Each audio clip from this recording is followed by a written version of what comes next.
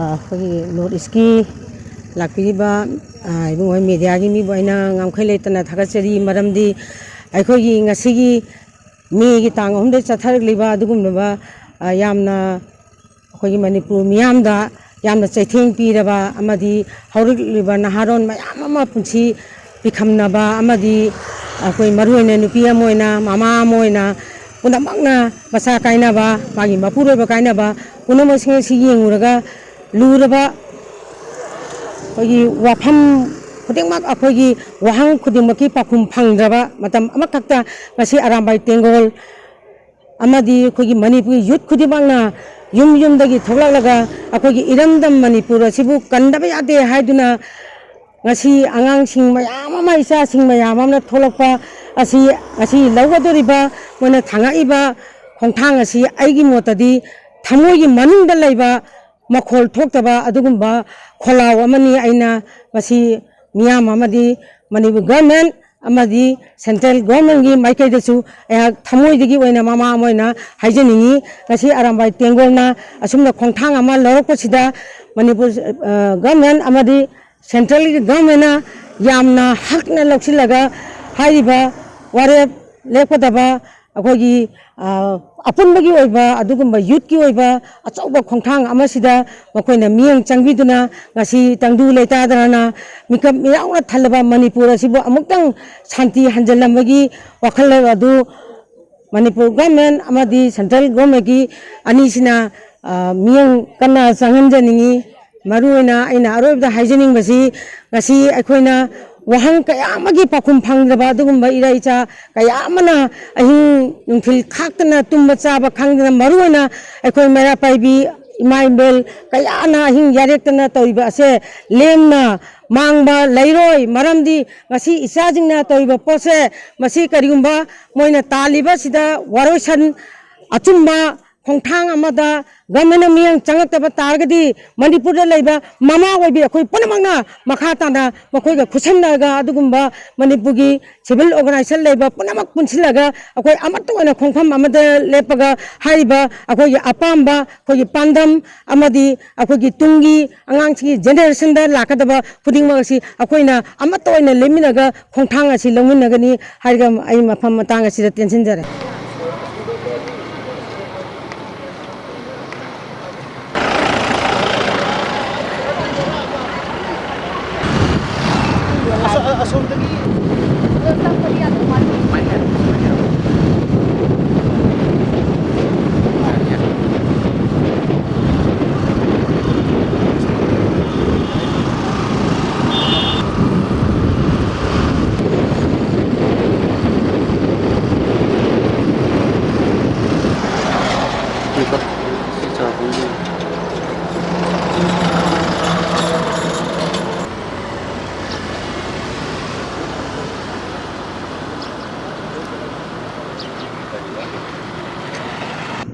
Hujibogi update levels da in tajaba kanda kenamne khoigi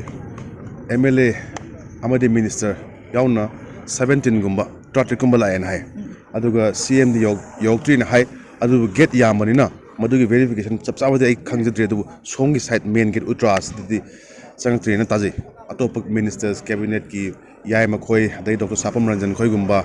adagi congress ki di MPCC dagi club thola kan mogi MLA manga maksang hai including akhoi gi former Chief Minister Okum Ibo Bising alna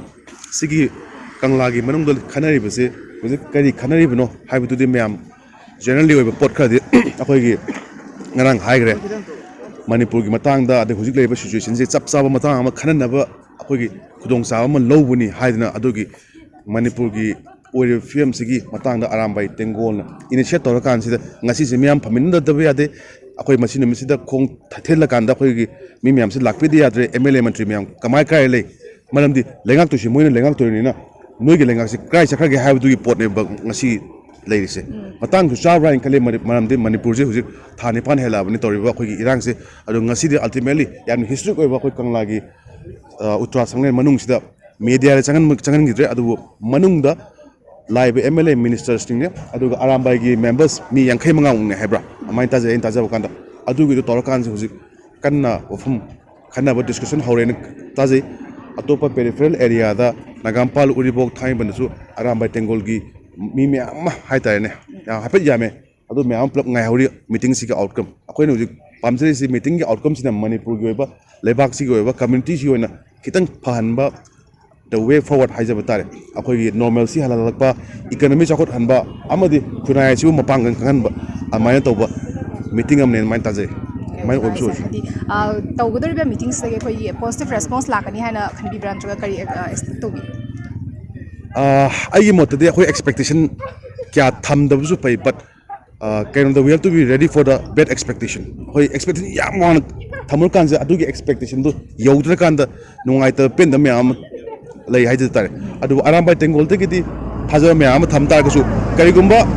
अखोइगी reciprocate तोक्तोबा MLA मंत्री सिंह तोक तागदी कमाइन तोगदगी हाइबम दकाले अदु मतम गी मतुगिना programme दकाले but we should remain hopeful माइ थम माने किरंजन kana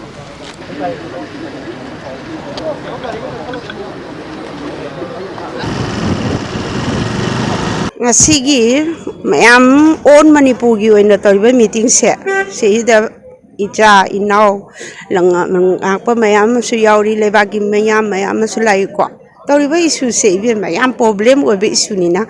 ngasi numi sida right order ga di akhoi se karamba condition da lega doina adu aroibo tangkani ngasi gi lanjini henjala bani na sibadi mi simina de khoi prajan heliko gomengi sa su ya wai wada banate moisu तौनरीब लालोल अनिसे करिनो हाइजु नुंगद लेरिब पोसे कोइ प्रजा दे खंगहनदबनिना प्रजा सु कोगनाउनरे दुग लेरिब इचाइसु सिंसु सुभम नोभम खंगदबनिना बन blockade तौरे बन blockade ने वाहन बसु मियोय फुदिम नोय वाहले को सि मरक सिदा याम वाबसे शॉकिंग ओइबसे खोइसु लेतब ngaतनिना मसिगी येंगुरगसु इचा सिरिबदुगी मिसिदुगी नुआइतबदुगी क्राइसिस तम लेबनि यानदब हाइबदुना मोइगिनि मागी मरम दो खुद हाथीना हाबीबसिदा खोइ नुआइतब अमा थोलक्तना प्रजागी इमाइबे इचा इनाउ मयामजि थोलक्तना मुप अमा तौदब यादबगी तौबनि सिना मुप सिना कयाम कुइना चनगदबनो हाइबदो खोइ तमंगमदे अदु सरकारनादि बन कौबनते मोइगिदि करी लेबनो खंगदे अदुबो खोइ प्रॉब्लम जे खोइ इशू जे ताबिरक्तबनिना मियाम पुनमना खोइ मणिपुरदा लरिबा लोजिलोयादा लेबा मयामसना खोइना पुनमक कोऑपरेशन पिनरगा ए सिमा खोलाव लाव याय सिमा तव याय हाइबदुगी दमकता तौजबा लांगलोनी तौरिबा इशू से नुंगपान अनि येंगगा खंगहनदबनिना मोइगी मनुंगदा लेबे नुपी आंगांग चंगबा यादबनिना नुपी हाइबसदि लांगे दौदे अखोइदि दो दाइदे तौजगे लेबा मिनिना मोइनि इमाइ बेन से सोकनि चंगनो हाइबो ओइरंगनि अदुबो तौनरिबा इरांग से इशू से यामना लुइ कराय भाबो लुगे हाइबदे बिरेंगी कोकसु याम साइको सीएम बिरेंगी चु माना मसिदा लांगलोन से हुजि एम तौरिबा से इबुंगो महाराजने बिरेन अनिसिनि मोइ टारगेट तौरिसे टारगेट से तौरक बजे खोइदि सिबा दुओन दाइदे तौबा यादब थबनिना चंद्रेंग ओइरो अम ओइरो चंद्रेंगिदि मोइ खरा लेरंगनि आइगि इमाना पेंदब खरले ngarang na khande praja mayan si meeting tongni na Kanglada loina ba pau sama lambau noi pider loire ko masi je moina thami ba je land kap ka do ba khuju khlai mayan do praja de etet tawdon thame land tawriba mayan marak tu moina madu tawbira madi khoi kam thawai nuai gani kaisu khangja misam praja de mon jalaga to ki mo do thamba do ko kitang nungai ba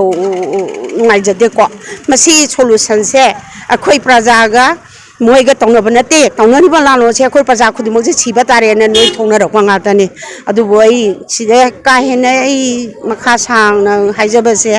कया हाइजदे वारोबिगनो दो मयाम पुनमकी तौरिबा सिदि याय फनबगी them the थोलकपन आई असे हाय लोइसन जरा